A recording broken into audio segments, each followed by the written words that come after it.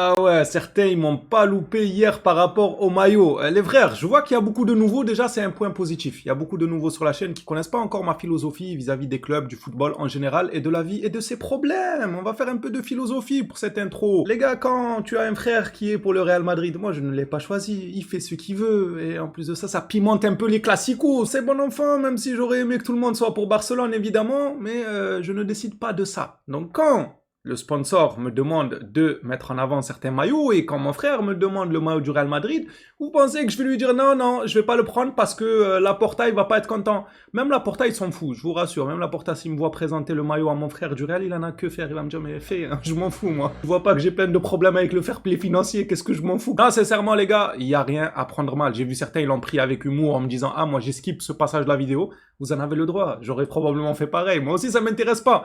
Mais lorsque je prends un maillot de chez mon sponsor, je dois le présenter. Et lorsque mon frère me le demande, je dois lui apporter quand même. Ça reste la famille, les gars. Vous croyez quoi? Que je vais ghoster ma famille parce que j'aime un club?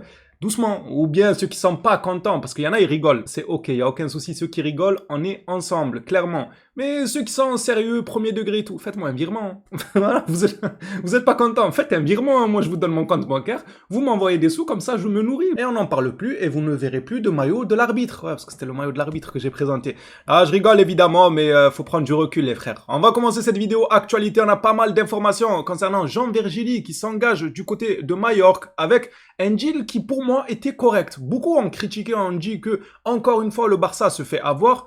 Personnellement, je ne trouve pas. On a quelques informations intéressantes ainsi que des exigences de la part de Flick et il était temps qu'il monte au créneau, Flick. Il a pleinement le droit d'exiger ce qu'il veut. On en parle durant cette vidéo actualité. On n'oublie pas le petit abonnement, le petit like et on commence avec une information qui vous fera pas plaisir. Busquets, qui va s'attirer les foudres comme moi avec hier la présentation du maillot de l'arbitre.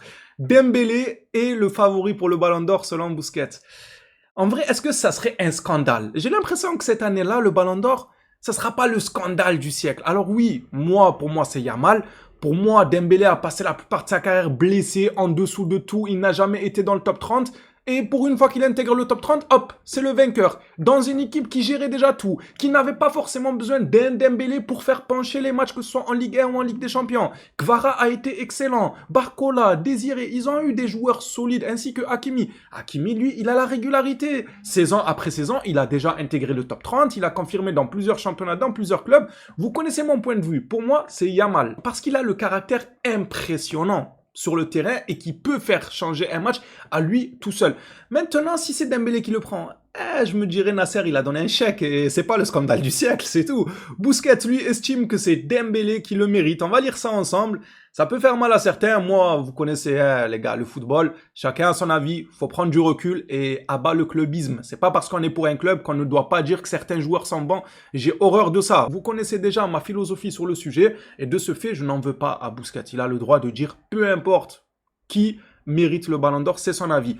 J'espérais que Barcelone remporte la Ligue des Champions, mais comme ça n'a pas été le cas, il était naturel que je sois très heureux pour mes amis, le staff technique et les joueurs avec qui j'ai joué et qui sont maintenant à Paris. J'espère que Dembélé remportera le Ballon d'Or. Bien sûr, j'ai aussi des coéquipiers à Barcelone qui le méritent, mais je ne sais pas comment les électeurs décideront et quel sera le facteur décisif. Gagner un titre important comme la Ligue des Champions ou autre chose. Je n'ai jamais interféré dans ces récompenses car je trouve très difficile d'évaluer et de déterminer qui est le meilleur, surtout à différents postes, mais je souhaite le meilleur à tous. Ça va, il n'est pas catastrophique son message, ou bien, non, attrapez sa veste si vous voulez, comme ça vous lâchez la mienne avec le maillot de l'arbitre, et vous attrapez la veste à Busquets, ça m'arrange. Vous en pensez quoi de la déclaration de Busquets, les frères? Est-ce que vous le trouvez objectif? Ou est-ce qu'il abuse? Ou est-ce qu'il aurait dû se taire et ne pas prendre position tout simplement? Ou prendre position pour Yamal? Moi, encore une fois, je ne lui en veux pas. C'est son avis, il n'y a aucun souci, je suis OK avec ça. Le Barça économise 4 millions sur la masse salariale. Est-ce que cela va nous permettre de prendre une bouffée d'oxygène par rapport au fair play financier? Eh bien, je ne pense pas, car le Barça est encore en train de chercher des solutions pour faire sortir des joueurs. Donc une économie de 4 millions via les départs de Romeu et Iñaki Peña. Pour Peña, c'est officiel. Il est parti, on l'a vu, à l'aéroport de Barcelone ainsi qu'à l'aéroport de son nouveau club. Il n'y a plus ce sujet-là. Il a prolongé à Barcelone et il est parti en prêt. C'est officiel. Quant à Romeu, il n'y a rien d'officiel, mais toutes les parties sont tombées d'accord pour mettre un terme au contrat de Romeo. Ça devrait s'officialiser dans les prochaines heures. Jean Virgili, lui, a été aperçu à l'aéroport et ça a fait marronner plus d'un, car le deal, c'est celui-ci. Dites-moi juste ce que vous en pensez. Moi, je trouve pas que c'est le scandale du siècle, hein. Clause de rachat d'environ 3,5 millions et 50% à la revente pour le deal de Jean Virgili à Majorque. C'est quoi qui vous scandalise là-dedans? Jean Virgili, c'est un joueur qu'on n'a même pas vu enchaîner des dizaines et des dizaines de matchs ou en équipe première confirmer quoi que ce soit. Certes, il est talentueux, il a un certain talent, mais ce talent-là, tu ne le perds pas, tu gardes 50% sur une probable vente, ou bien tu as une clause à 3,5 millions de rachat. Ça veut dire s'il venait à tout péter du côté de Majorque, tu as juste un bouton sur lequel appuyer, 3, bon, il est cher le bouton quand même à 3,5 millions, mais ça va en vrai. Si c'est un joueur qui confirme les attentes derrière ce dernier, ça va, 3,5 millions pour le rapatrier à Barcelone. Ce n'est pas un scandale, moi je trouve. Parce qu'il y en a qui me disent le Barça vend mal. Je suis le premier à le dire. On est très mauvais en termes de vente. Mais sur celui-là, je ne vois pas de scandale a priori. Dites-moi, qu'est-ce qui vous choque? Vous voulez qu'on le vende à combien, Jean Virgili? Un joueur qu'on n'a pas vu en équipe première longuement ou faire des miracles ou confirmer comme d'autres pépites de Barcelone? Vous voulez qu'il parte pour 60 millions? Vous vous attendez à quoi? Pour moi, le deal, il est correct. Tu libères un joueur, tu gardes 50% de ses droits et tu peux le re-racheter pour 3 millions. Moi, je ne vois pas de scandale, je peux me tromper, je vous donne la parole à ce sujet-là. Est-ce que c'est scandaleux ou pas pour vous? Ça, par exemple, c'est scandaleux. Laporta qui nous avait annoncé, encore une fois, le retour au Camp Nou contre Valence. Ça ne va pas être le cas. En tout cas, selon Benyad Ashraf, Barça-Valence ne se jouera pas au Spotify Camp Nou. Mais ils vont jouer où alors? Sur un champ de patates, sur le terrain de Levante, là, avec les agriculteurs et la natation. Incroyable, le terrain de Levante. Je trouve qu'on en a pas assez parlé. Le terrain de fou furieux. Bref, je suis quand même culotté de rigoler des terrains des autres alors que nous on n'a pas de terrain. J'ai la mémoire courte les gars. Je me permets de critiquer la piscine de Levante qui leur sert de stade alors que nous on n'a même pas de stade. Et j'ai envie de vous dire, donnez-nous le Camp Nou, même si c'est une piscine, c'est pas grave, au moins on aurait un stade. Fermin ne devrait pas quitter Barcelone malgré le fort intérêt de Chelsea, même si certaines informations au cours de la journée nous ont rapporté comme quoi il y avait un doute dans la tête de Fermin et qu'il commençait à s'intéresser à cette offre de Chelsea car on parle d'un salaire à 15 millions bruts, c'est énorme les gars. Alors qu'à Barcelone, il touche 6 millions bruts, donc en net, il doit être à 2 millions et quelques, voire 3 millions net. Oh, t'imagines, tu passes de 6 millions bruts. Donc, on enlève à peu près 50% pour se faciliter les calculs. En net, ce qu'il met dans sa poche, à 15 millions bruts. C'est incroyable, on est quand même à plus du double de son salaire actuel. Tu m'étonnes qu'il commence à douter, mais selon ce journaliste, il n'y a pas lieu de s'inquiéter car il ne veut pas partir.